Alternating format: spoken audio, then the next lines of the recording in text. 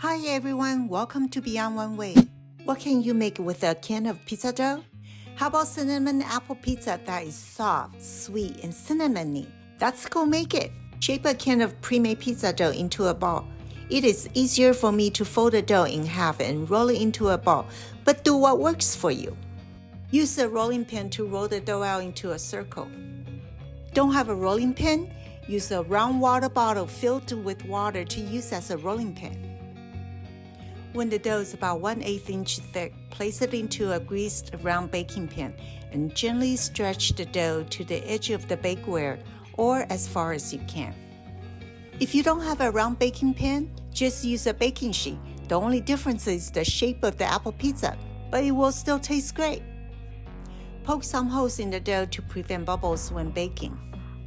Melt some butter and mix with some vanilla extract, then brush it on the dough before we bake it. Then combine brown sugar with cinnamon and sprinkle on top of the dough. Gently press the cinnamon brown sugar mixture into the dough. Think of this as your pizza sauce. Mix chopped apples with brown sugar and cinnamon. It's okay to leave the apple skin on, but you can peel the skin off if you prefer. The type of apple is not as important as making sure the apples are sweet and crisp. Press the apples into the dough to help them stay on the dough after baking.